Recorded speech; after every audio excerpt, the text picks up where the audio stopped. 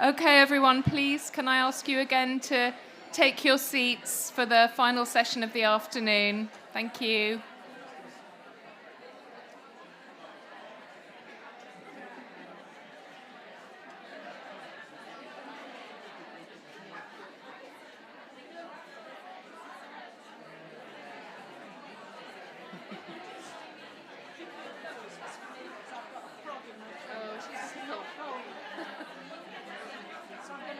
You need a whiskey, Jenny.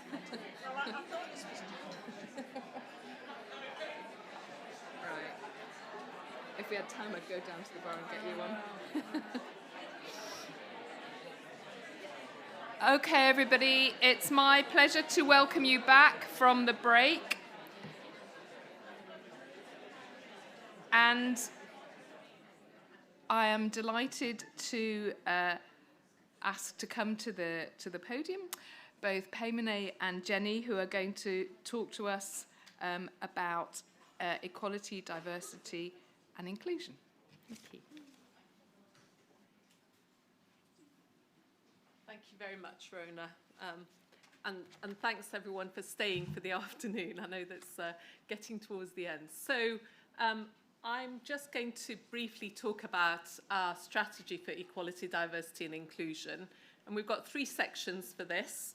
Is that how it works? I shall do that. So I'm hoping that everyone will have seen the strategy. It's certainly been sent round. We have our membership for the EDI committee includes somebody from each of our members, and so the strategy has been shared with everyone. I'm not going to go through the strategy in detail, but I would like to just say that the overall aim that we've put in there, that I think everyone's agreed to, is to create, as part of the school, an inclusive, welcoming, equitable research and training structure and environment that celebrates diversity and values, respects and recognises contributions from all. So that's what the strategy is sort of leaning against. And I think we've already heard a lot about, although the strategy is new, I think already through the presentations we've heard a lot of initiatives and activity that actually relates to EDI. So whilst this is new, it's not really. I was just going to start us by, and I think our last session with Hamid in particular, his talk was a really good introduction to thinking about EDI. But I think as reflecting on what is it that we're talking about, it helps to reflect on our own unconscious biases, because we all have them. So Hamid very nicely talked about some of the unconscious biases that he's been faced with. And there's a series that the BBC have produced, short videos, about 50 different things on things not to say to. And I've picked one of them that I thought might be quite nice to have a look at. And this one is about things not to say to women who work. So it might feel a bit uncomfortable. I certainly resonate with some of the things and have experienced them. I've watched some of the other videos and felt uncomfortable where it's things where I recognise myself as having done some of the things that we shouldn't say. So please take it in that spirit. It's just to help us to reflect, and we'll just listen.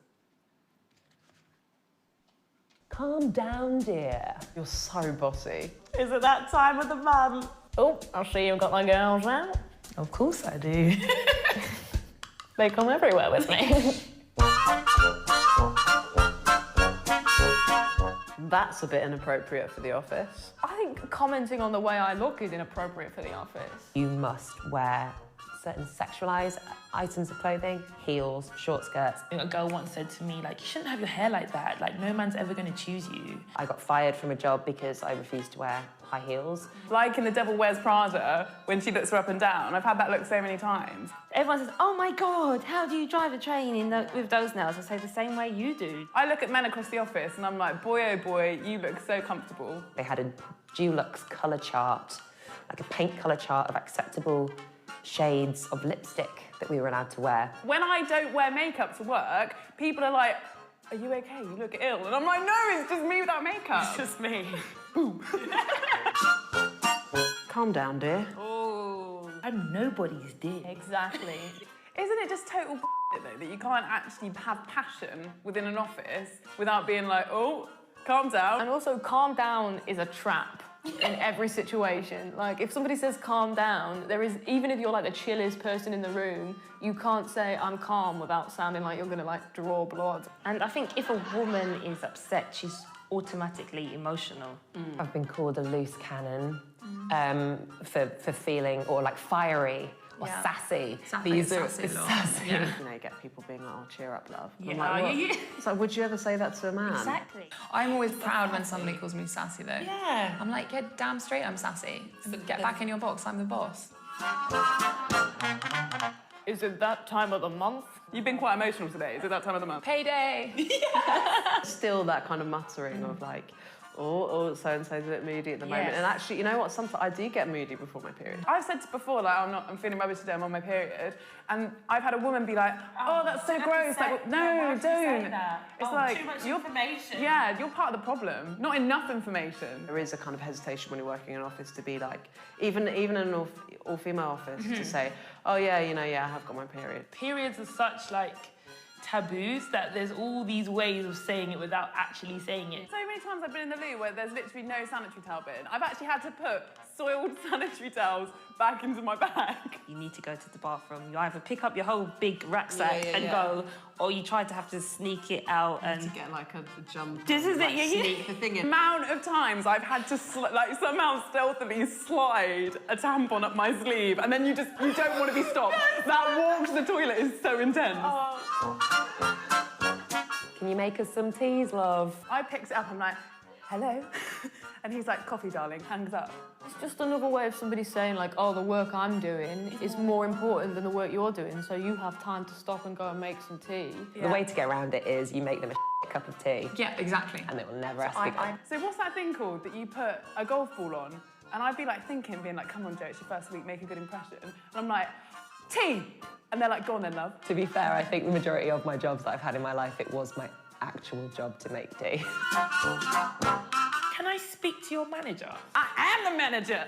Who's the highest person I can speak to? Like, you're talking to them. Oh, you are. Can I speak to your manager? And I just go, yes. And then there's the pause. Until they realise I am the manager. They see the work before they see us, and then they meet, and they're like, oh. You did that and you had a vagina? It's in us that we feel like we are, on a subconscious level, a bit inferior. Yeah. And every time he spoke about her, he would call her the lady boss.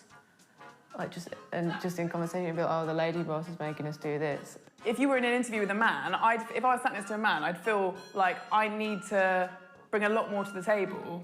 Yeah. Do you know what I mean? You can't just walk in and be like, yeah, this guy. Obviously resented the fact that she was a woman and she was his boss and just couldn't stand it, which I find hilarious because he has to go to work every day. Yeah, and deal with the lady boss. You're so bossy. I'm the boss. My mum said I was bossy when I was like 3 years old. So yeah, I own it. You have to be a bit bossy to be a good leader. As women, I think we need to own that language and turn that around and be like, yeah, I am bossy, and maybe you should get over it because this is the way it is. If you didn't, there'd be But oh, if you she's a sat bit back of a wet passive, fish. you were like, oh, I don't mind, what do you want to do? Like, Yeah. everyone would be like, oh, she's not assertive enough, she's not a very good boss. It's like you can never actually truly be free and flow as a woman in work because there are eyebrows that seem to raise, like, all the time. The other kind of buzzwords that there are, bossy, bitchy. A ball buster is one that you get. Yeah. Feisty. I hate that one. Feisty. I give any kind of strong opinion or I stand up for myself or I'm assertive, a guy will be like, oh, you scare me. And I'm like, I scare you? I weigh 7.5 stone and I fight like a kitten. Oh, I see you got the girls out. They're not girls, they're women. You've got a lovely pair. I can't believe I haven't seen them before. So I've seen that happen to other women, and maybe I should have said something at the time. How can I hide them as much as possible? Yeah. Because I'm sick and tired of men making comments about it at work. And it's not like she's going in, you know, in just a bra. She's just sick and tired of people having conversations with her tits. If I wear like a structured bra, and a low-cut top, people just be looking at me. Oh my God, they would just make comments like, you know, your boobs, your boobs, your boobs. I was like, it's not about my boobs. It actually helps if you've got bigger boobs and they show in a top. You can't actually help that. In theory, a woman should be able to walk in with the biggest push-up bra and the most revealing top, you know, and it not cause people to just fall about. But also, it's just not your business. Like, I don't need your comments. Like, who are you? Don't need them. Yeah, I'm not Shut up, proud mate. of my boobs. Yeah, you're boring. Do one.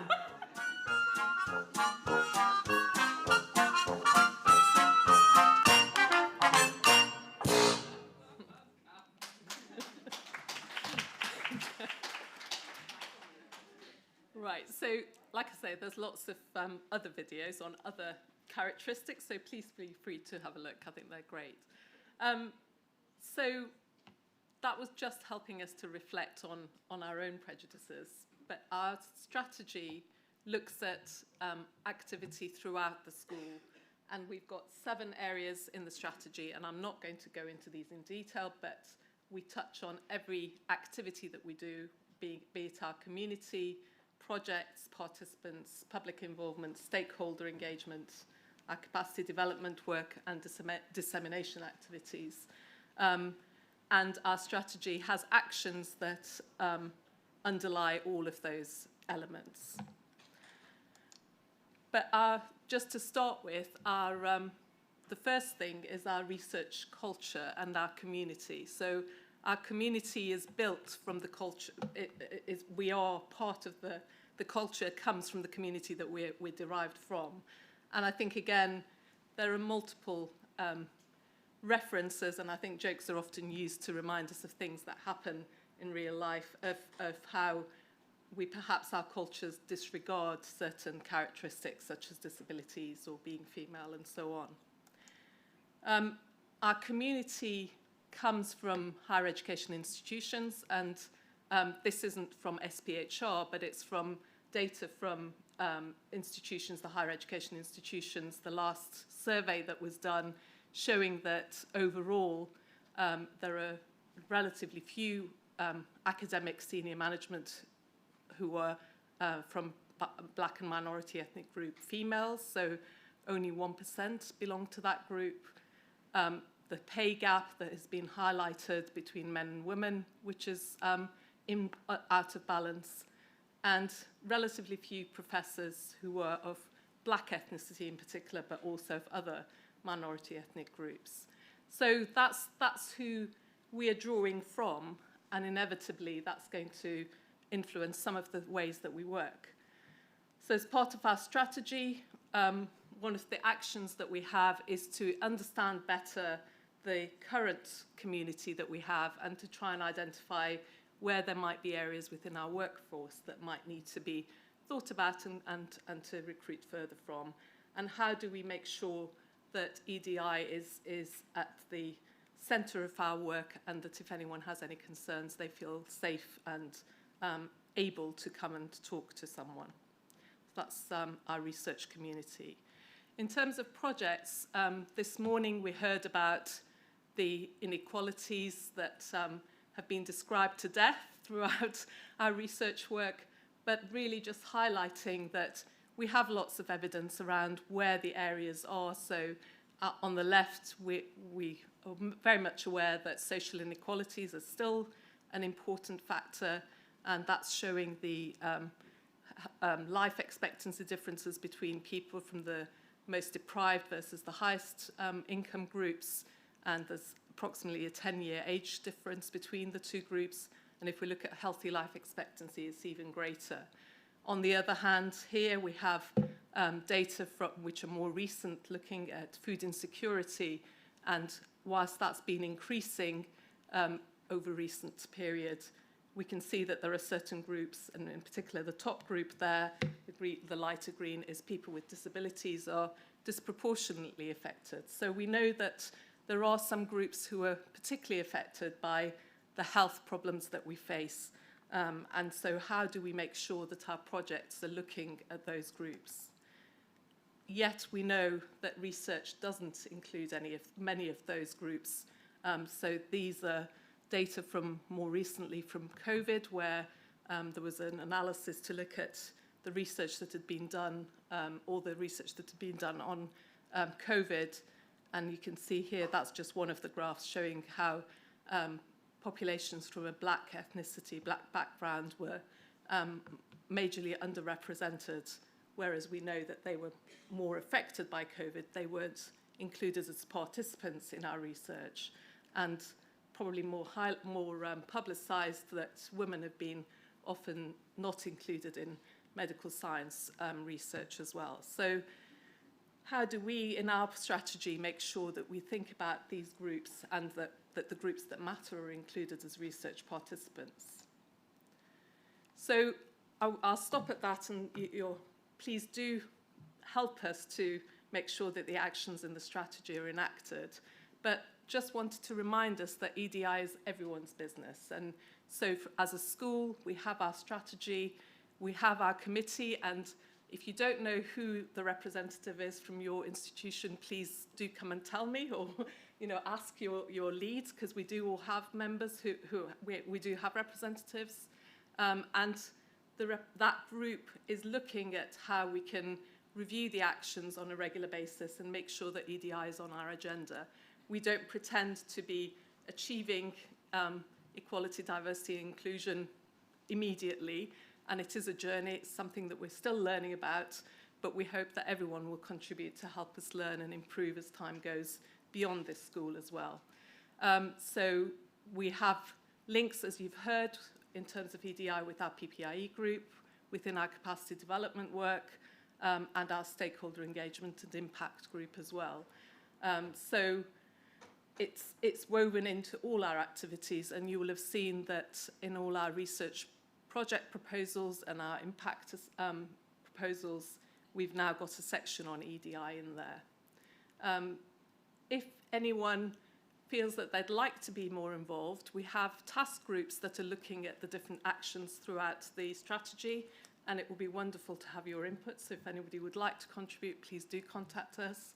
And finally, just to say that hopefully we'll hear soon about, we've got some pilot project funding to look at how we can explore EDI within the school. So if anyone's interested, you'll hear more about that, and please do think about applying as well. So what can you do? Please do come to us if you have any interest in helping with some of the task groups, thinking about EDI and all the work that we do.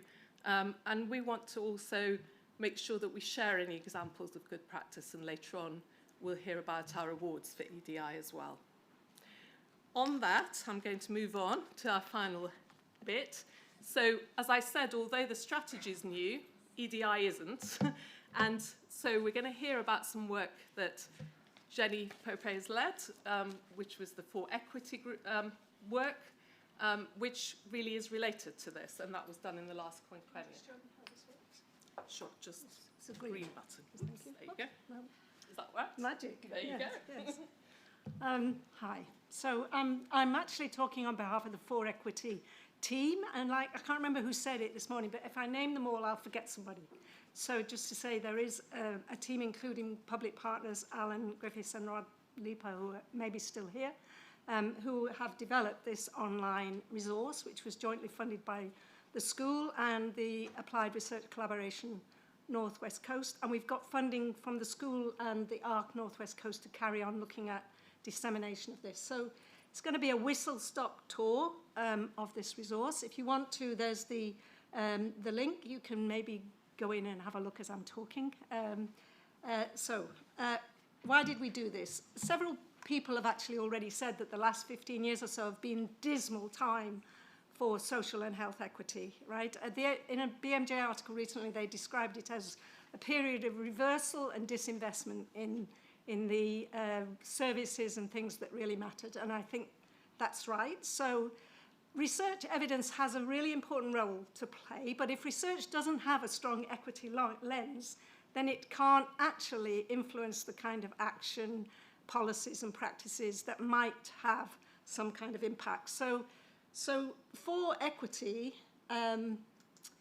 was developed to support the integration of a strong equity lens in research. Now, we've not done a systematic review, but a very random colloquial use of that word, I'm a qualitative researcher, a very random look at journals suggests that actually there's still maybe a half of papers in health journals that have no equity lens at all, right? And the ones that do have an equity lens, it tends to be a thin lens, right? If you're lucky, you'll get a subgroup analysis. And the subgroup analysis is partial, right?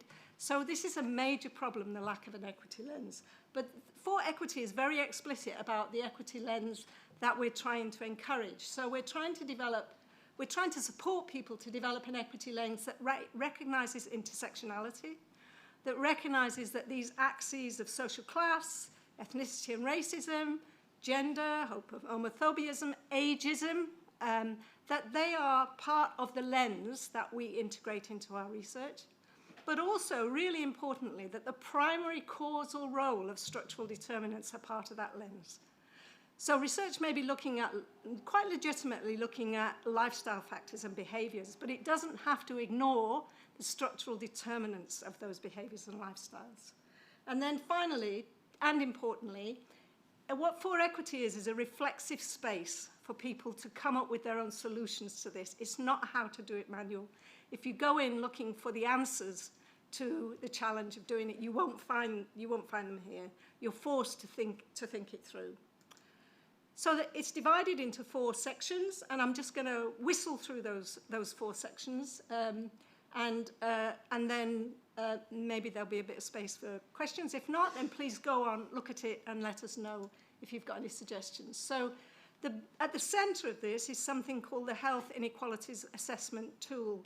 That was actually developed in SPHR 1, I think. And what we realized was that it was very focused on socioeconomic inequalities. So we were funded by the school and the ARC Northwest Coast to develop an intersectional lens in this tool. And in doing that, we realized we could develop the whole thing. So that's what we did. So there's a little, you can't, this IT doesn't work at all, does it? But right at the back, there's a form that you can download to keep a note of the things that you thought were important as you were doing this. But here's what it looks like, really. There are 5 sections in the tool. The first 4 are a kind of linear representation of the research process, but you don't have to follow them in a linear fashion. So the first is about mapping the social and health inequalities relevant to the research you are doing or want to do. The second is about embedding equity into your questions, so it's there all the way through. The third is about designing equity into the study and into your analysis plan. And the fourth is about prioritizing the reporting of equity-relevant findings. So make those the first things you report on, rather than a secondary thing or not at all. And then the fourth is about the principles of something which is increasingly known as equity-sensitive research practice. So in each of these sections, there are 3 parts. The first part asks you to reflect, and there are a set of questions. You won't be able to read these. I'm going backwards. That's the story of my life, actually. So the first, reflect. This is from the section on questions. It asks you to reflect on certain questions. So the first is, how would you explore differential outcomes or experiences in your research? And it gives you a set of questions that are trying differently to integrate equity into the questions. And there are links to the 4Equity library, which gives you examples of studies that have tried to do things. The second then talks about how you involve members of the public relevant to your research or other stakeholders. But what it's saying is, we all now know we have to involve. You won't get the funding if you don't involve members of the public or other stakeholders. But what we don't realize often is that that involvement can make you more sensitive to equity issues. And so when you're thinking about who you involve, how you involve, what the approach will be, the issue of how they can make your research more equity sensitive is really important. And then finally, there's a dive deeper section where there are lots of resources. If you're interested in, for example, here, how you get equity sensitive questions, you can click through and find lots of resources that help you think about that. The second part of the resource is a library, and that's divided into 2 parts. So the first part is specifically linked to the Health Inequalities Assessment Tool. And it's structured around those 4 issues. Mapping the equity issues relevant to your research, getting your questions equity sensitive, designing your study so equity is embedded all the way through, and sorting out your dissemination so you are prioritizing those findings relevant to equity. And in each of these, what you find are little synopses of research that we have found or people have drawn to our attention where the researchers have really tried to make their questions more equity sensitive or to design a study where equity is embedded right from the start. And there are links through to the reports or the papers. And then the other part of the library is a set of general resources, which starts off with a wonderful little video on intersectionality that was actually produced by our Sheffield colleagues. It's a really short, very accessible introduction to intersectionality and health. But there are then resources on structural determinants, commercial determinants, political determinants of inequality, on methodological questions, on involvement for equity, etc. So we don't replicate anything in this part of the library. We give links to where you will find the resources rather than repeating the resources. Then there's the 4 equity guidance inventory, where there are 24 currently other sets of guidance or tools, which we found through a systematic review. That's searchable, so you can search on social class and gender, for example, and find whether there are specific guides on how to be more sensitive to those intersections. And if you have any other, if you look at that and you know of other guides or tools that we could include, please let us know. But these are only focused on equity in research. They're not the guides that there are around equity in policy and practice. So they are a bit rarer. And then finally, there's a new section which I don't think Ashley has, this is part of the impact that you funded us for. So we've produced, or the ARC Northwest Coast has done most of the work with this, but they've called it a 4 equity thermometer and screening tool. And this moves slightly away from projects and studies. So this thermometer and the tool can be used to either gauge where you are in terms of integrating equity into your research, or gauge where you are in terms of integrating equity into your organization, your team, your department, or whatever. And it can be used on its own, or it can be used with the screening tool. So that's, as I say, a whistle-stop tour through 4 equity. We're really keen that you should have a look at it, use it, let us know if you think there are other resources that we can include in the inventory or the library. If there are things you don't like about it, let us know. We'll probably ignore you, but that's, we still like to know. And thanks very much.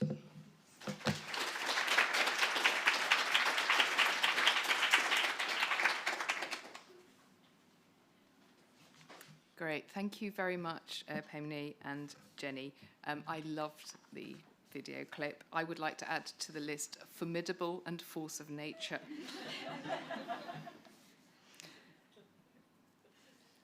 So I'm now delighted to welcome to the platform Katie Appleby, who is going to talk to us now about realising impact. Thank you.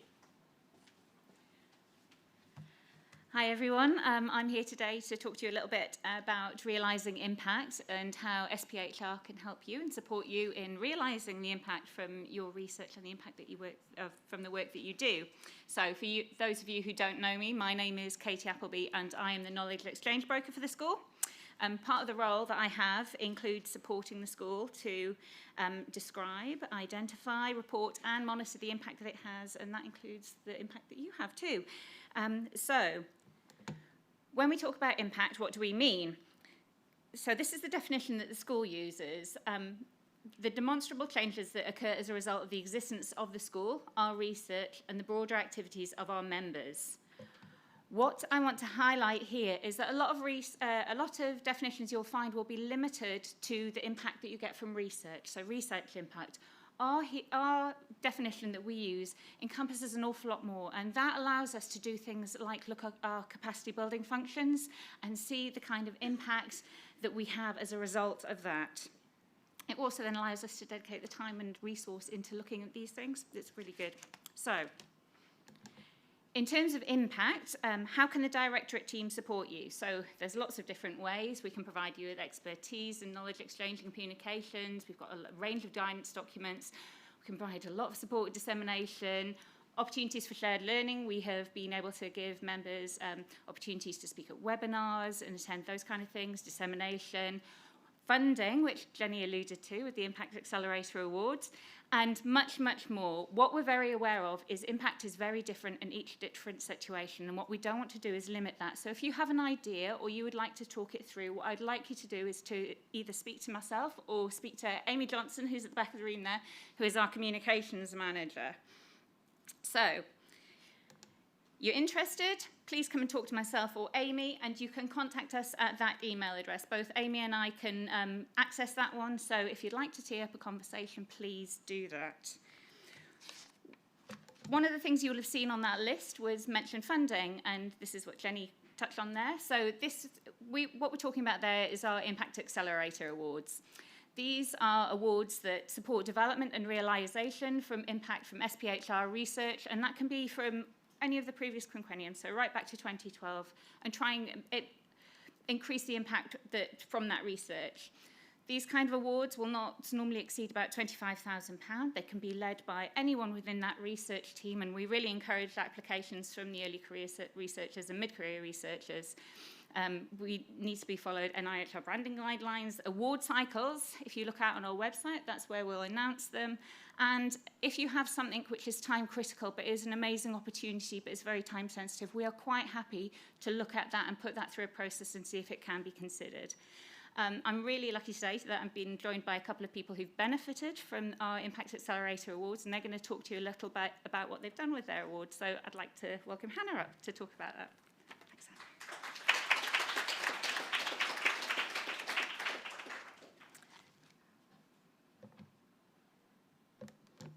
Brilliant, that's a good start.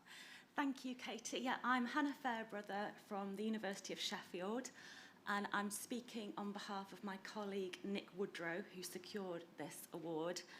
And the award follows on from a project we did, which was a collaboration between Bristol and Sheffield. So we secured a small amount of funding to promote the reach and impact of our evaluation findings of a digital health contact, the DHC. So the DHC is a novel, school-based, online health and wellbeing survey, and that's delivered across a number of schools in the Leicestershire area. And students in year 7, 9 and 11 complete the survey, and unlike most surveys where it's just anonymous, it's a screening survey. So if some of the answers that students give promote what we call red flags, then they're assessed by the school nurse, they meet with the school nurse, and the school nurse works out a package of support for the student, or they can refer them for further external support. And for our evaluation, we spoke with lots of young people who'd taken part in the DHC, as well as local authority colleagues who commissioned the DHC, and colleagues from the NHS, the school nurses who are involved in the DHC on the ground with schools. And we received really, really positive feedback about the DHC, both from the young people who thought it was a brilliant way to identify unmet health needs, so things that they might not have approached a teacher about, approached the school nurse about, even spoken to parents about. They found the survey a really accessible way in which they could articulate some of their feelings or their concerns. And similarly, schools were really grateful for the opportunity to run the screening survey in the school, and grateful of that opportunity to work closely with school nurses and to be able to offer students further support. And again, thinking of that real equity lens, it definitely came through both from the young people and the people involved in delivering the DHC, that it was particularly important for young people living in contexts of deprivation. So, really, really positive findings from our evaluation, which we wrote up in academic papers. And following the project, we were really keen to carry on working with our project partners in Leicester to develop accessible and engaging material for them to be able to share the key findings of the evaluation with prospective schools and also different local authorities. So we worked closely with our project partners and a visual storytelling organisation called Nifty Fox, who were brilliant in taking us through a workshop together where we could really begin to articulate what we perceive to be the key findings and the most relevant information to convey to prospective schools and local authorities. And here's the infographic we produced as part of that. And in a little tick, I'll show you the animated kind of video version of the infographic too.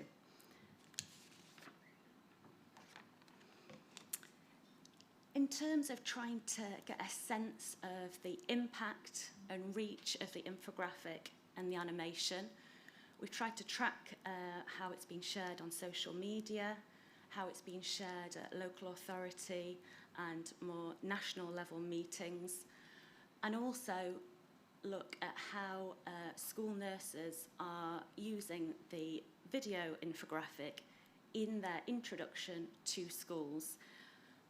The feedback that we've received has been really positive, and school nurses have been particularly positive in that it enables them to give a consistent, concise overview of the DHC, which is then like a springboard for further discussion and questions. Over the same time period, we have seen an increase in the number of schools that have taken part in the DHC. Of course, it's much trickier to really say exactly what the reasons for that are and how the infographic and the animation play into that. But it has been heartening that school nurses have been really positive about it, and that they say that it's helped to make their job easier in terms of selling the potential of the DHC to schools. In terms of key learning, it was really important for us to work really closely with our project partners at the local authority and the NHS in making sure that the infographic and animation were accessible, engaging for lots of different people. And also, it just felt like a really good way of building on the academic papers that we produced, which in a way are our currency, but they've now got a really positive output from the evaluation that they're using on a regular basis. And I'll leave you with the video.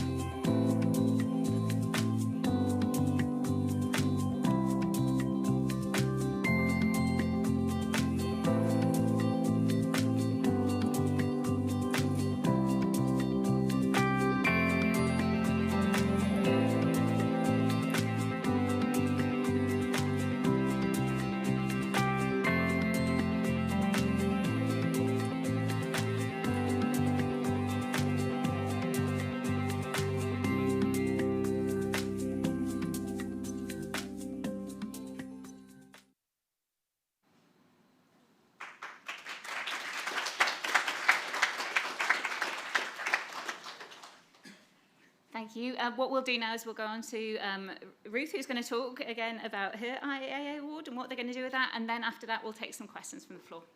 Thank you, Ruth. I'll just fill up my smallest glass ever with water, the thimble of water, to keep us going, and then make a start. So yes, I'm Ruth McGovern. I work at Newcastle as part of Fuse. I am an NIHR population health career scientist and a senior lecturer in public health research. And I'm going to talk to you about our Impact Accelerator Award, which builds upon 2 School for Public Health Research funded projects. The first one was Safe Space, which is a project that I led. And the second is Spring, which is an SPHR funded PhD student, which was led by Cassie Muir and supervised by myself, Eileen Kaner, and also Judy Kitcher from Bristol with the support of Viv Evans from ADFAM. So these 2 SPHR-funded projects were concerned with developing interventions for families who are affected by substance use, particularly families with dependent-aged children. And whilst they were linked in topic, and also a bit by the people that were involved in those projects, there was never an intention that the interventions that were developed from them projects would be linked. The idea that we had, I believe, as we started those projects was that the Safe Space project would develop an intervention for the non-substance using parent in substance-exposed families, and quite independently to that, Cassie's PhD was intended to develop a separate intervention for substance-exposed affected children in those families. However, separately, we both came to the conclusion that children's storybooks would be a useful resource. We identified other interventions that are very much separate that we tend to continue to look into as opportunities to develop. But within the Spring project, there was a lot of evidence that was supporting children's sense that they felt that they were very alone in their experiences, and they felt that nobody really understood and that they were stigmatized because of their experiences of parental substance use, and really felt like nobody else had the understanding of the situation. Whilst in Safe Space, we had such a varied sample of parents and caregivers within that particular study, right the way from affected non-using parents who were estranged from their partners, kind of had it all going on. They were okay with it, but they were managing some of the day-to-day impacts upon the child. To a parent who was still living very much within a substance-exposed environment, maybe still with the partner, and experiencing some of the daily challenges of that, through to grandparents who were caring for their grandchild because their own child, who was the parent, had died or went to prison because of the substance use. And despite that variation, one of the findings that came out really strongly from that research was that the parents tended to really struggle to know how to talk to their child about the other parent's substance use. So between the 2 of us, we independently came to this idea of a children's storybook. So we applied for the Impact Accelerator Award, and we were given funding to work with a children's author and a children's illustrator, and both of these colleagues have got really great experience of working on sensitive projects. And at the beginning of our project, we had a number of different meetings where we had really in-depth conversations about the findings from the different projects and shared with them the things that we thought were really important to inform the development of a book. And since then, Danielle and Josie, the author and the illustrator, developed an outline of the story that we've been taking to groups, creative workshops, a series of creative workshops that we've held with families that have been affected by substance use, including dependent-aged children. And there's a plan to also repeat some of those discussions and workshops in a slightly different way with primary school practitioners. So on the left, as you're looking at it, my right, your left, the text that you can see is basically the plot, the story or the setting or the characters that Josie and Danielle developed from the findings of the 2 SPHR projects. And on the right, what you can see is the images that the children have produced within the creative workshops. The text that you can see now is far more detailed than what will be in the book, but it's to inform the process that we're all going through. And one of the things that was really important from the findings of the projects was was creating a safe space for children to talk about this particular topic. And actually, within particularly Cassie's PhD, there was some examples of children where they talked to people about the parents' substance use, and that actually increased their vulnerability. So we had to be really mindful of that particular issue. So the setting is a far, far away galaxy, very far removed from the households of the children who are experiencing parental substance use. And we have created, Josie and Danielle, with the help of the families, have created the characters of Big Star and Little Star to represent the parent and the child. And the metaphor of the little star trying to get their twinkle to demonstrate the emotional challenges that the children can go through. The other thing that we really wanted to do was acknowledge the impact of parental substance use upon the children, but we're really mindful of, again, quite a variety of experiences that the children would have. And often children who have experienced parental substance use feel very protective over the parents, may have some different feelings towards it. And equally, the parent and the non-using parent can often feel a lot of guilt and shame about the substance use and really feel very judged from various different people who they come into contact with. And that can often be unhelpful in help seeking. So it was important that we continued the idea of the metaphor into a way that we could acknowledge the impact upon the children in a way that didn't stigmatise the families. So we had the menace here and the idea that they got knocked off course by the impact upon Big Star. We wanted the book to be helpful, and we saw the way in which it could be helpful to children and families would be to open up conversations about the particular topic. And we therefore, again, had the metaphor of a star sweeper here.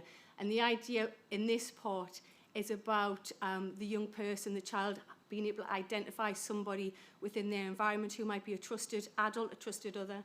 And for the affected children who are living at home with a non-using parent, that's very likely to be the non-using parent, and this book could ultimately be a conversation opener between the parent and the child and give some structure, some opportunity to introduce the topic in an appropriate way.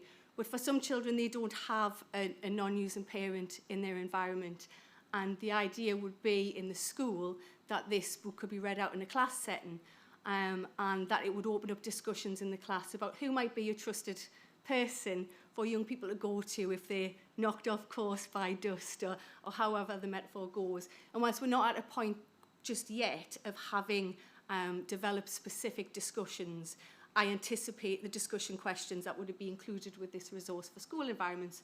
I anticipate that, you know, an exercise around thinking about who you can talk to with something that you feel like you need to keep a secret might be a good way to open up the conversation in a class setting in a safe way. So we wanted our story, I guess, to have some sort of happy ending. It's kind of expected, I guess, in primary school text that there is some kind of and they lived happy ever after at the end. And I think one of the difficulties that we recognised with this particular population is that the ending isn't always that the parent stops using substances, and if they do, it might not be in a linear fashion. And certainly one of the things that came out quite strongly from Cassie's PhD was that many of the young people come to some kind of comfort, if you like, through managing their own situation rather than relying on the situation itself changing. And often that is about, for many young people, is realising that they're not alone with that particular situation, that there's other people out there that have that same experience. And whilst we're not trying to say that substance use is acceptable or normal in families, a level of normalisation where young people can feel that other people might have those experiences, feel understood, is where we anticipate the ending of this book reaching. So our next steps, there's still a lot to do. We are still continuing to co-produce this book with children and families. We also, as I mentioned, want to start engaging with primary school practitioners.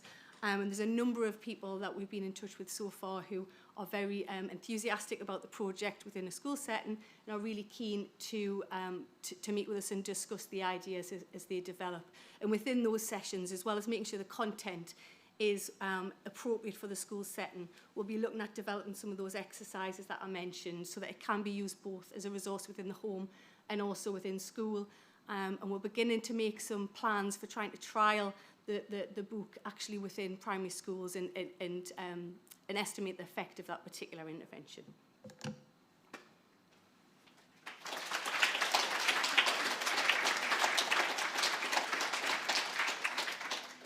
Thanks, Ruth. So, yeah, has anybody got any questions for either Hannah or Ruth? Or myself?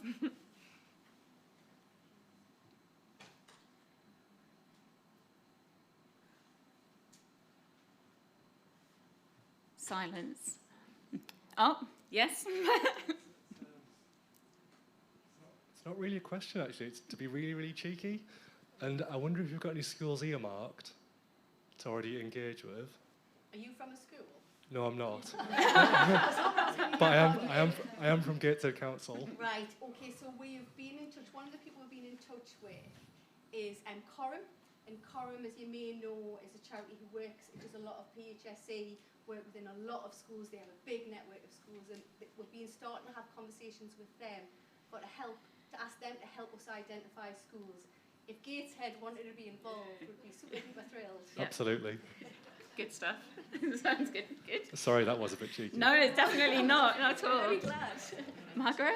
I think we're getting a microphone. Yeah. Thanks, Katie. Yeah, that was really interesting. Thank you. And it's a question about Nifty Fox.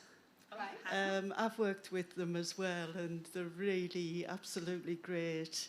One of the early speakers mentioned cost effectiveness, and we haven't touched on that much today. And we are aware, especially in PPI, of the costs involved. And I know using a graphic recorder can be quite expensive. So how do you kind of balance that out in a research project? Do you want to start, Hannah? And I can always start from when we receive application forms. We have to look through that and see what the impacts that the researcher thinks they're going to achieve with that, and basically the cost of that. And we have to judge whether they're worth it. And that's what it is. And what we need to do when we do that as well is walk through and sanity check it, see, actually, is it realistic? Are they really going to get there? Are they engaged with the right people already? Are the right people on board? Have they thought this through? And by doing that, what we hope to achieve, we understand the impact doesn't happen overnight, but have they got a really good plan of trying to get there? And I think that's what we have to take on board when we look at these application forms. I don't know, do you want to add anything? The only thing I'd add is, when you set out on a project, you're trying to kind of anticipate the impact right at the outset and put your plans in place. But what's really good about this scheme is that it does enable you to be a bit further on and to have that better understanding, in this case, of the evaluation findings. And yeah, that just helped us to be much more informed in terms of working out the next steps. So it's great that it's more responsive and kind of agile. I guess just to come in on that and pick up what Katie said, and also what Hannah said, I think first of all just to say that we have a panel across the school that look at these impact awards, and Pennymaker has kindly chaired the panels for that. But each of the members of the school have an impact lead, and they form the panel. So it's them that look at the applications that come in on the Impact Accelerator Awards and think about the value that you refer to, Margaret, but and what the cost will be, and also the potential impact, and also work with them to think, well, and with Katie's expertise, what else could be in that award, and how could it be staged, or what else might be done. And actually, are the applicants asking for sufficient money to really be able to realise that impact? Because they're not large awards, but people sometimes think, well, if I ask for a bit less, I'm more likely to get it. And we'd rather that the money was enough to make sure that that impact was realised. realised. So, and I guess the other thing to think about is that we all know that we often finish research projects and you think, well, you should have included that money for impact in the first place, but actually you don't know what you're going to get or what might be potential to create that impact. So this is a new thing within the school, and I hope something that will really inspire people to think about what else they can do to just take that next step. And the two examples we've heard are just amazing, and there are many more like that. So thank you, Katie. I just thought it would be good to talk about the process so people know what we're doing as well.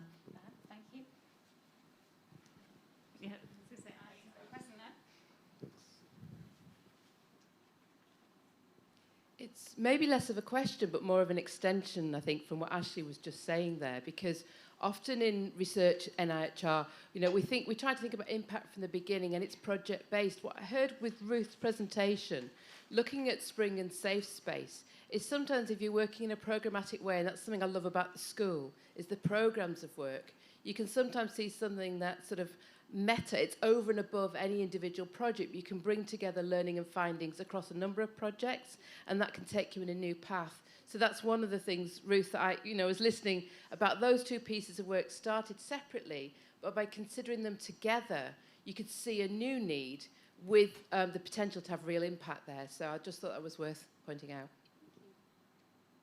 I never imagined doing a children's book when I started the project.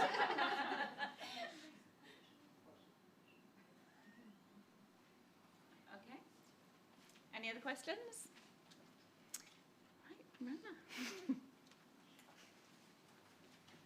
Okay, many thanks, Katie Appleby, Hannah Fairbrother, and Ruth McGovern. And I just loved that the session was about impact, and we had a wonderful example of impact in the room. We couldn't have had a better example. Okay, so it's my final task, no, not final, penultimate task of the afternoon, one more lovely one to come, to welcome back to the stage Ashley Adamson, who's going to introduce our final speaker and make some closing remarks. Thanks, Ashley. Okay, so I'm going to use a slightly bigger glass, Ruth. Okay, so some of you might remember me having to fill in some time whilst we were waiting for Professor Chris Whitty to join one of our online sessions. But I have got the thumbs up that Dr. Mary De Silva is with us, and she is going to be appearing remotely and speaking live, and then we'll take live questions from the floor. So you're fortunate that you don't need to hear me sing, or in this case even watch me dance, because neither of them are pretty. So it's really my great pleasure to welcome Dr. Mary De Silva. She's the Deputy Chief Scientific Advisor to the Department of Health and Social Care. And she supports the Chief Scientific Advisor, Professor Lucy Chappell, in all aspects of her role across government, the devolved administrations, and ensuring the policies and decisions are informed by the best scientific evidence and long-term strategic thinking.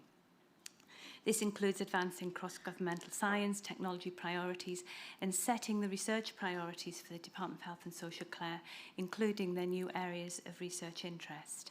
So, of course, absolutely fundamental to listen to those in terms of what we are going to be doing and what we're delivering in terms of research evidence across the school.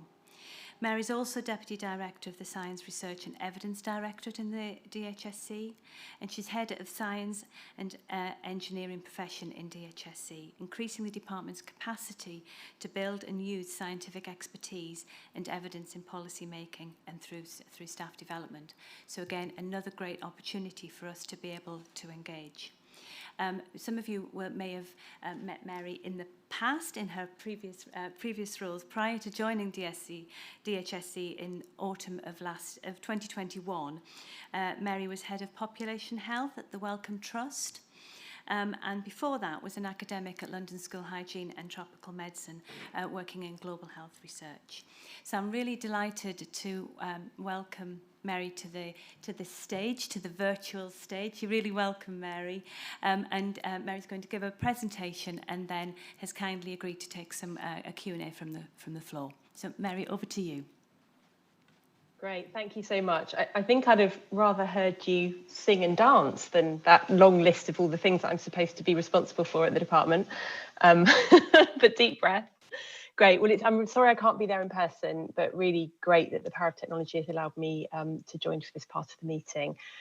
So I'm going to talk about our new areas of research interest, but with a particular focus on public health. As my background suggests, I am deeply passionate about public health and about population health. I'm a population health scientist myself. And so I'm really excited about the work that you do and the lots of opportunities we have for more population health research through our areas of research interest. So just to reiterate, you should all know and love the Best Research for Best Health, the next chapter, which really articulates NIHR's research priorities. And again, to reiterate that there are 3 very strong areas where public health and prevention research is critical. So I hopefully don't need to reiterate those. And then building on Best Research for Best Health, when I joined, we felt that there was a need to have more specific and a smaller number, I guess, of research priorities, which really tackled the research priorities that the Department of Health had. So kind of higher level policy priorities as opposed to research priorities. And that resulted in the birth of the areas of research interest. Areas of research interest is something that every government department should have. Department of Health hasn't really used them much because we've had NIHR and its own, long list of research priorities for NIHR. But as I say, we think it's actually important, partly for ministerial visibility and partly for increasing our impact on DHSC policy, to have really clearly articulated areas of research interest, which are designed for the research community to respond to. And obviously we have the NIHR vehicle through which we can fund these priorities. So it's really a win-win. A lot of government departments have areas of research interest, but have no ability to actually fund them themselves. So we're very fortunate in that regard. So these are the areas of research interest which we have launched, and hopefully you've seen them on our website, 3 by 3. So 3 priorities, 3 cross-cutting themes. Excuse me while I've got 2 screens. I'm going to look at my slides on the other screen. I'm not ignoring you. The 3 are really not rocket science, and they so hopefully should not be any surprise to anybody in the room. They were developed pretty quickly. When I joined, it took about 3 months. I basically went around the department and NHS England and spoke to a wide range of policymakers about the things that they were really struggling with. So I didn't ask what research you want done. I asked what are the policy areas for which you need to solve problems, but which you don't know what to do? What problems do you need to solve that you don't know how to solve, basically? And then we married those against NIHR's existing priorities, because we obviously wanted the areas of research interest to reflect what we were already funding and caring about as NIHR. And we also tallied them against Secretary of State's priorities, which I mean, I've been there 9 months and we've had 3 Secretaries of State, so that was an interesting, interesting thing to have to do. But they definitely are meant to be the longer term complex problems which the NHS, public health and social care are facing, rather than flash in the pan quick, priorities which might change with changing leadership. I'll talk briefly through each of them, but really on the cross-cutting, we wanted to be very clear that in all 3 areas of research interest, we had to consider health disparities, we had to consider economic growth in its broadest sense, including a highly skilled workforce and a more efficient NHS and a healthier workforce in the UK population. And we also wanted to nod to the difficulties of accelerating the adoption and scale of innovation across the health and care system. Not to say that we're going to solve any of those problems, but that we should remember in everything we do that they are problems that we need to solve and we mustn't forget about. So we also have some cross-cutting outcomes across all of the ARIs. And again, these are very much based on NIHR core principles of improved access to an experience of health services, improved physical and mental health, improved quality of health and life and ability to work, reduce morbidity or mortality, and reduce health disparities. So, you know, these are very much patient and public-centred outcomes, but also a list of service outcomes which include increased efficiency, reduced burden and costs across all parts of the health and care system. I mean, none of that, again, is a surprise. It's just re-articulating the things that NIHR really cares about. And then the last thing we did was really to identify those methodologies which we feel are essential for delivering the ARIs, and particularly highlighting the methodologies and the academic disciplines which we think are underfunded and need to have more attention, both through capacity building, but also through encouraging these academic disciplines to apply to NIHR when perhaps we don't get as many applications as we would like from these disciplines. Top of the list is my personal favourite, systems thinking. All of the ARIs are complex, wicked problems.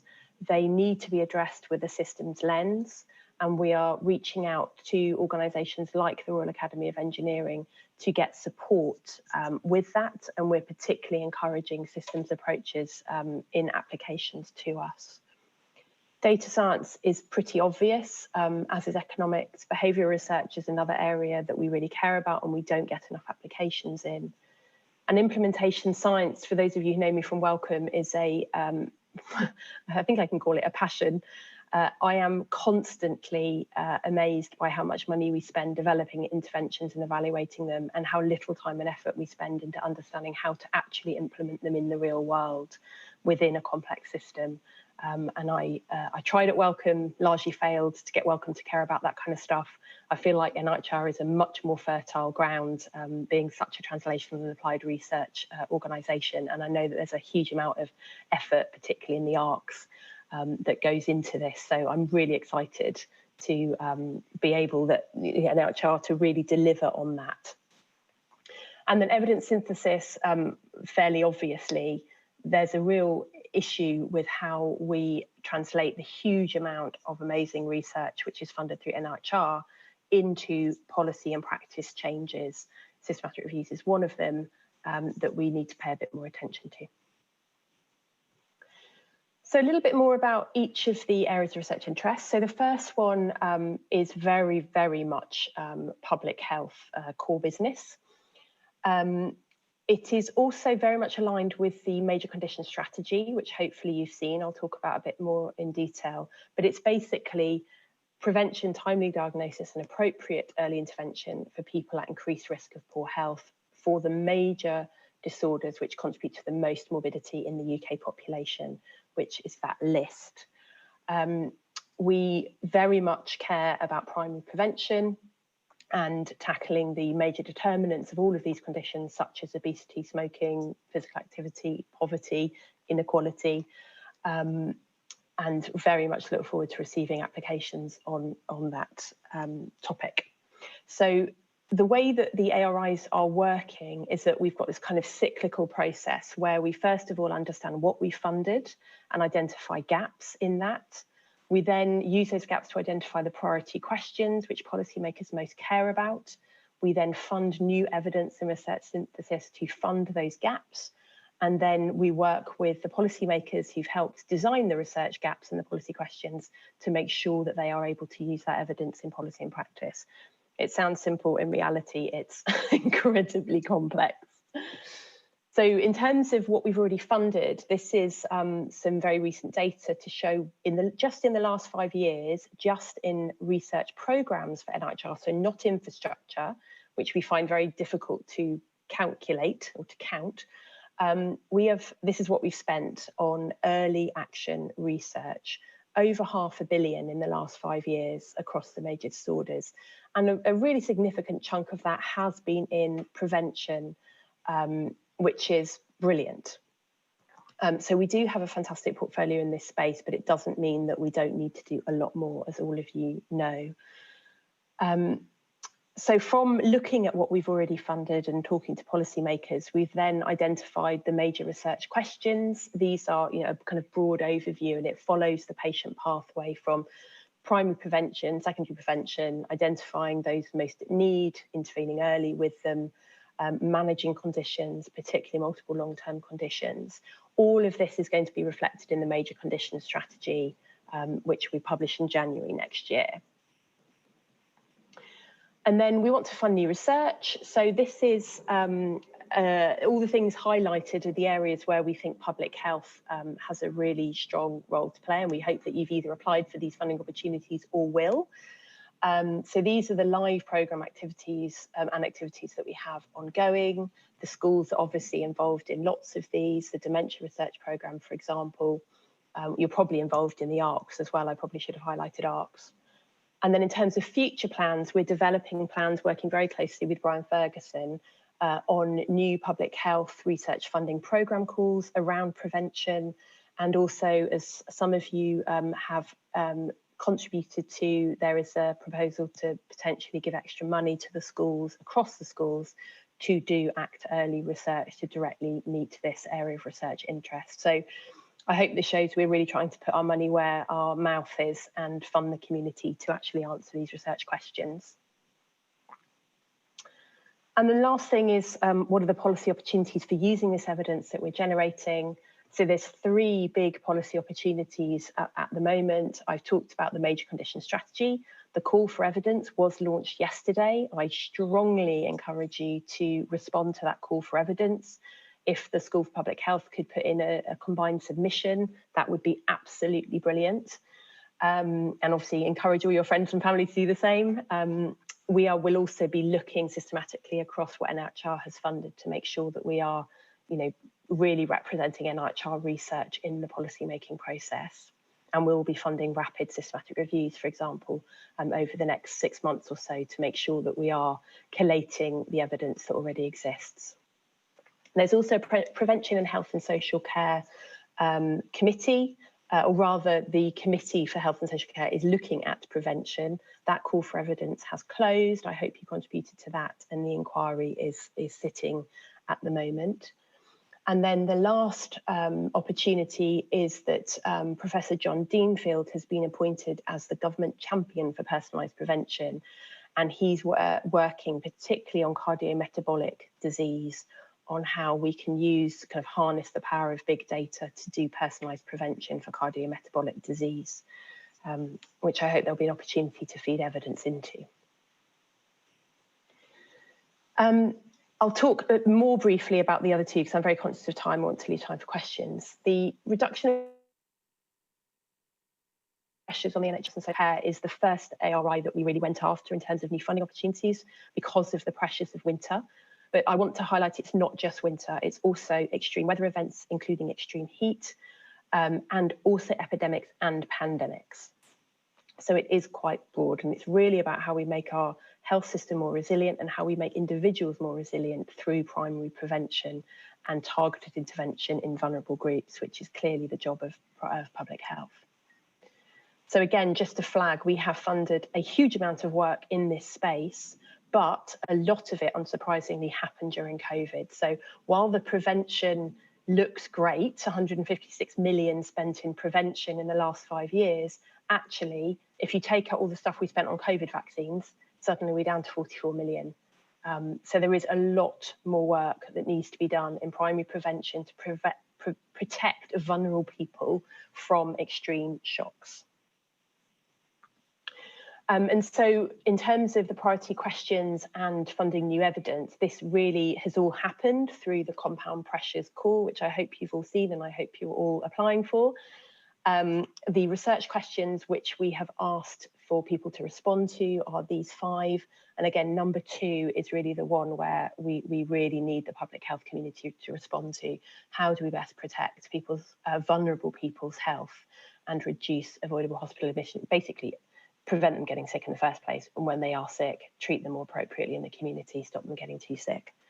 And that is everything from having better designed homes, insulation, welfare payments, support at schools, free school meals, you name it, all the way through to vaccines. But it really, really does include primary prevention and the social determinants of health. And the last one is shaping and supporting the health and social care workforce of the future. And I really want to flag that this absolutely includes the public health workforce and community-based health as well. We are in much earlier stages of thinking through how this happens, partly because the NHS workforce strategy hasn't been published yet, and we obviously that's our big policy opportunity. We want to make sure that we are working in concert with those policy teams. These are the major areas of research that we want to look at. This will be, further down the line, but you can apply for NIHR funding at any point for any of the ARIs. You don't need to wait for a cross NIHR call. Please apply at any point and just flag in your application that this is meeting one of the areas of research interest. And it really is about making the NHS, social care and public health fit for the future in a kind of reformist way. It's not obviously paying people properly as part of it, but it's really how can we have creative solutions to supporting and structuring our staff to meet the demands of a less healthy older age, and equally at the other end, children who are fatter and sicker than they have been in the past. That's all I wanted to say. Open for questions. Thank you, Mary. Oh God, I'm huge on the screen. That's quite frightening. Thank you very much, Mary. And for when people are asking questions, just to say that although Mary is writ large on our screen right now, she's actually over there on that camera. So if you want to look at Mary, she's over there. So that's where she is. So Mary, thank you very much for that comprehensive but very whistle-stop tour through an immense areas of research interest and also forthcoming strategies and so forth, but also highlighting opportunities. So my question, I liked what you'd said when you went the first 3 months going around to people to say, not what's your research question, but what's your problem and what do you need to solve it? And that was going to be my question to you in terms of what's the problem and what can the school do to solve that? But I think actually you've given many answers to that in what you've actually presented. And I guess we're probably going to be here for the next ever number of years to answer that.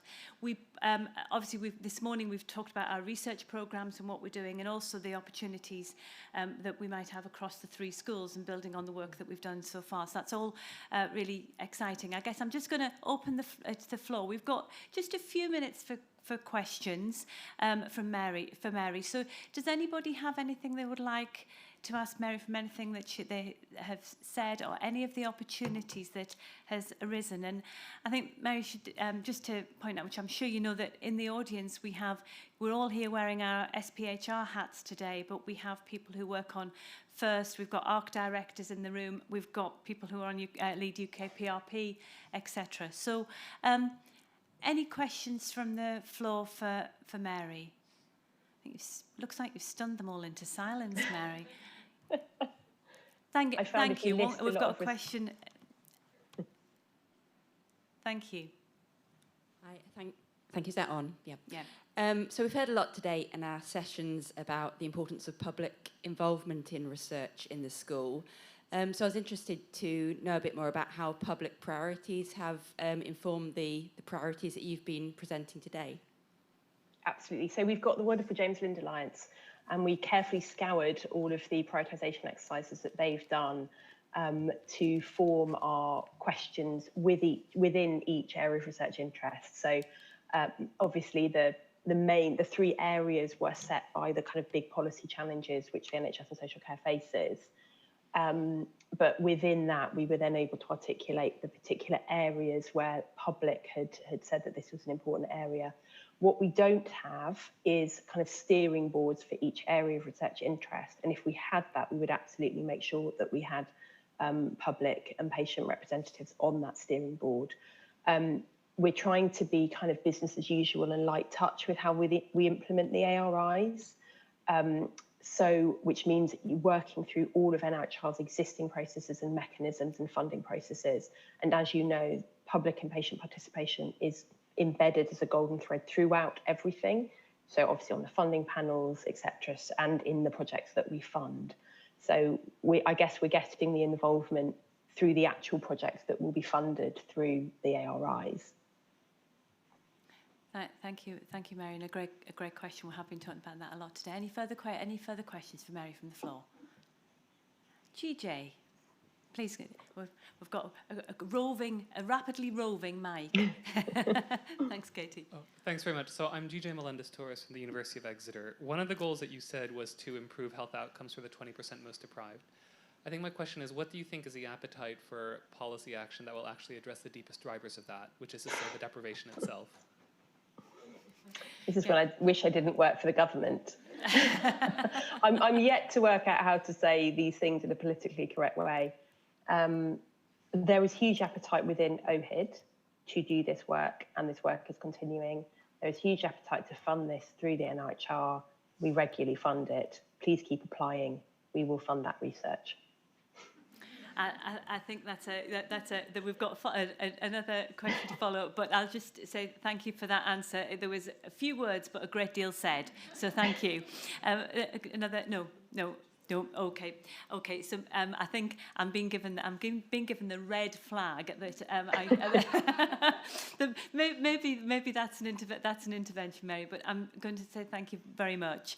I'm hoping that this is part of the beginning of a dialogue between yourself and your colleagues in DHSC and an ongoing of that, but with you particularly in your role and what the school and the research that we do can do to support that, but also to ensure that implementation of the findings, which you said is so important, that actually once we've got that, we're answering the right questions, but then also we can get that evidence into practice, or at least to inform practice. So thank you very much, Mary. Thanks for joining us this afternoon. My pleasure. Bye.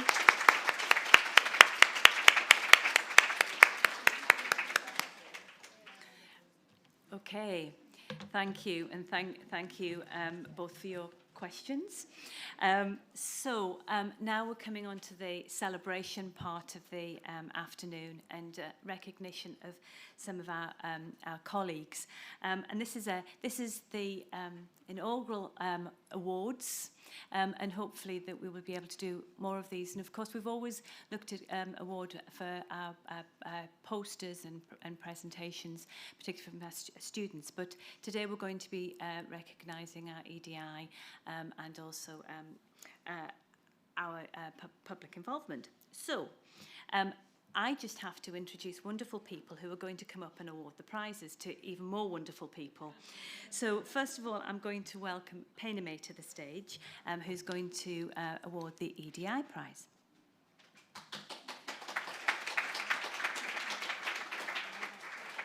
Thank you very much. So I think we have 2 categories of winners for our EDI prize. So the first category is for an individual prize. So I'm going to open up the envelope, which will be it. We have here. And our winner for this category is Andy Saul.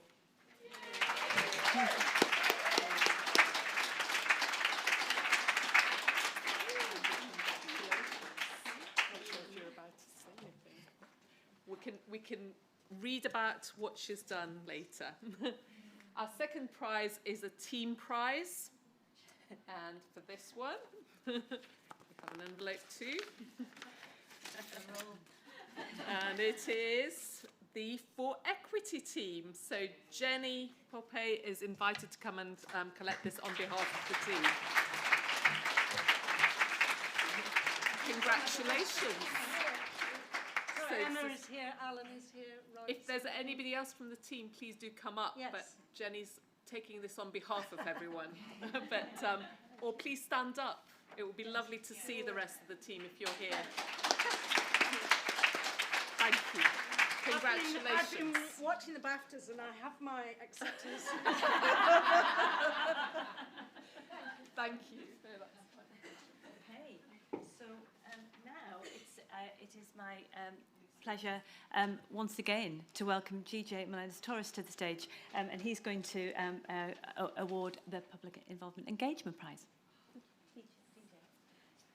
Thank you. So we received 16 nominations for the Public Involvement and Engagement Awards, and these were shortlisted by a group that included PAN members. Due to the volume and range of very excellent nominees, we have 4 subcategory awards for everyone.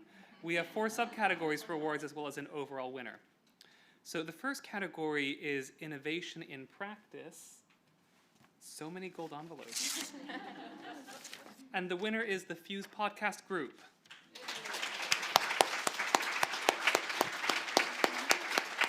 Ella, that's you.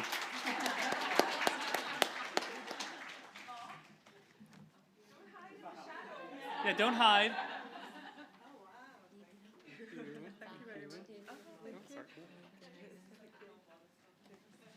Thank you.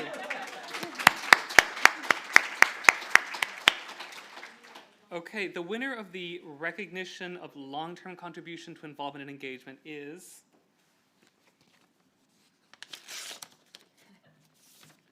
the Happy Group. Kath McGuire, hello.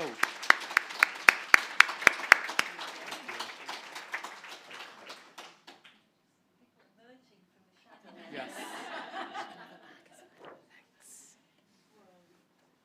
Thank you. Thank you.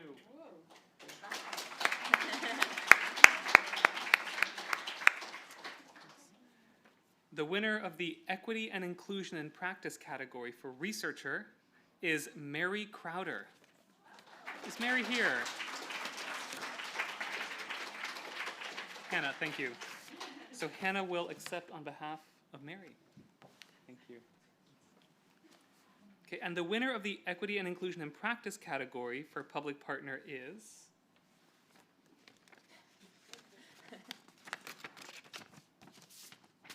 Jillian Samuel. Thanks. So many ones.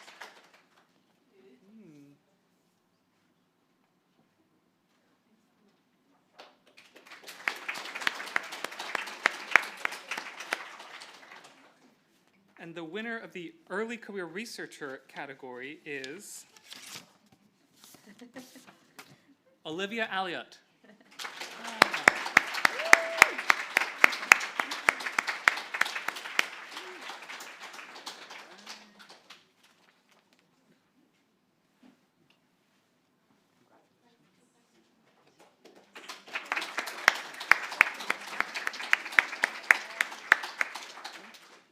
And finally, the overall winner is the Fuse Podcast Group. Yay.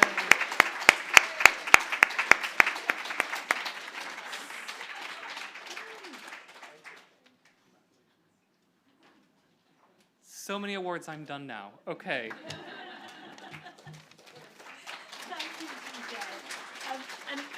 And thank you to all of the PAN group for helping with the awards, and also to everybody who nominated all of those people, which is great to recognise that excellence. So so thank you for that. And also, it seemed that actually you had to be sitting at the back to get one of those awards. So we'll see what happens now. So now I'm going to welcome Rona Campbell back to the stage to give out the poster prizes and the winners that were being judged by a panel of peers, colleagues and public partners, including members of our advisory network. So thank you to them. Great. I'm going to remove your large pile of gold envelopes.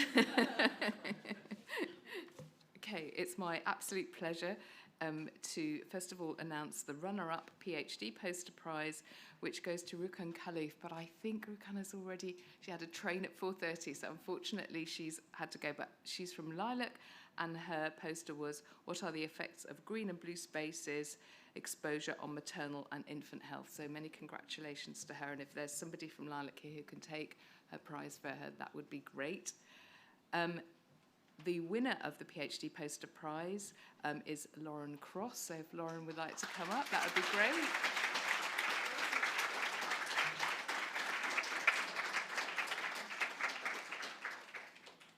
And Lauren's poster was Capturing All the Voices in School-Based Mental Health and Obesity Prevention Research. Many congratulations, Lauren. Thank you.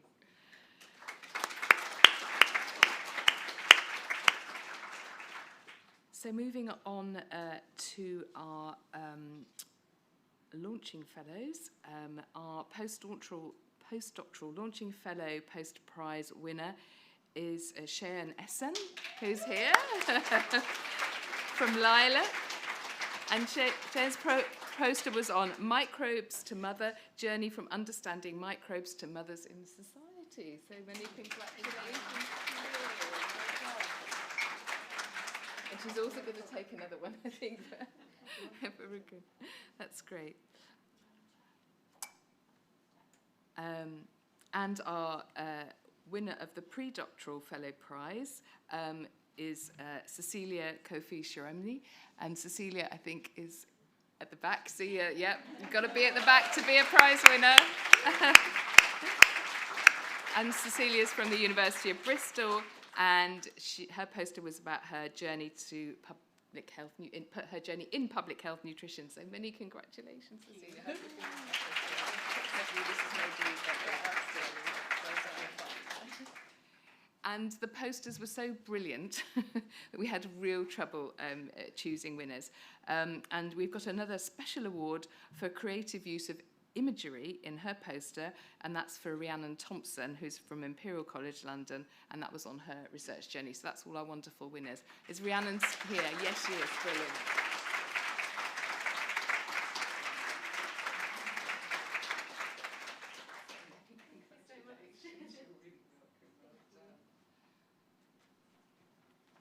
So that is all the prizes that I have to give out. Apologies for the not being enough gold envelopes, but GJ had already used them all. So I'm just going to hand back to Ashley now for some final remarks. Thank you, Rona. And I'm sure you're all glad that we haven't blown the whole budget on gold envelopes. There were very restricted amounts, so there is still some money left for research. Okay, so here we are. I do want to just make a comment about the posters and the quality of those posters. A number of people who were involved in judging them said how difficult it was, and they were great. So everybody who presented, they were such high quality. So well done.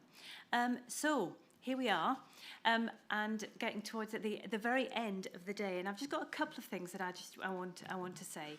I want to start when I finish where I started, and thanking the Scientific Programme Committee for helping put together the day.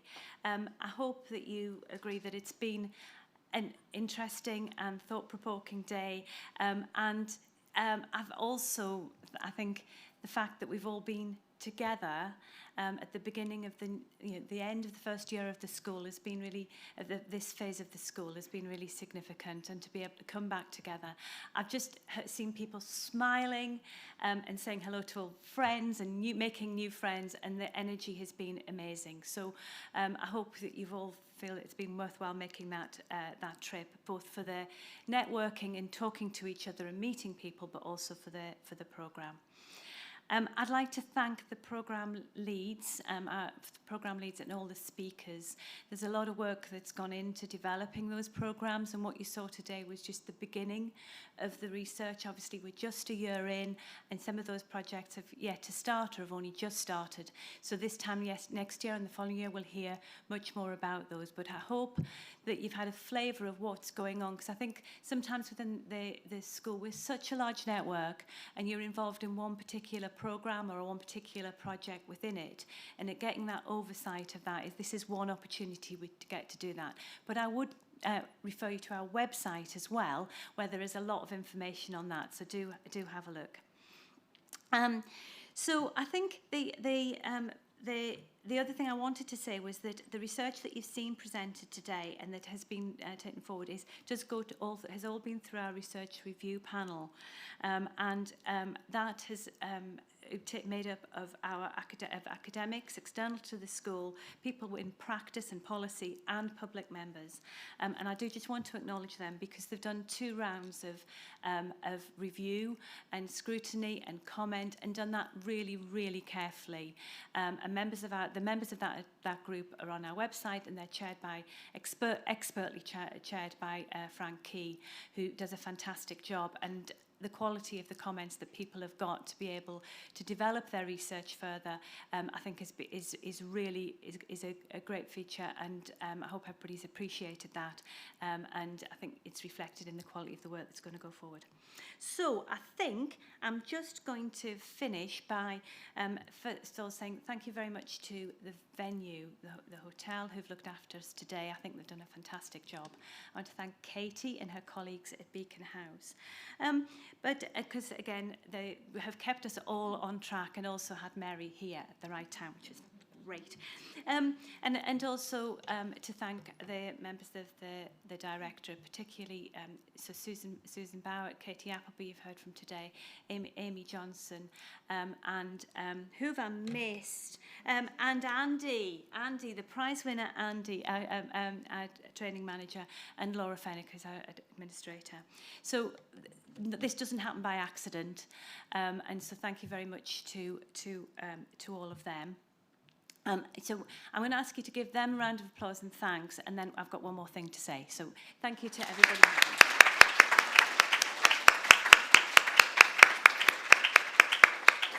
Okay, and the final thing to say, two things. One, any feedback from today, from the programme, venue, all of the things that you want to say, then please do let us know. We'll be thinking about what we do for next year and thereafter. So if there's things you really liked, let us know. If there's things you liked less, we haven't had parallel sessions this time, and we have in the past, but we thought this time it was important we all came together and spent the full time together. But please let us know what you would like. And my final thanks is my thanks to all the people who've shared with me today and contributed, but mainly to all of you for contributing, for coming, and also engaging so much during the programme. So thank you all. Safe home. I know I'll see many of you on Zoom before too long, and hopefully in person. But I hope you've had a good a day as I've had, and enjoy your journeys home. I hope they're uneventful. Okay. Bye-bye.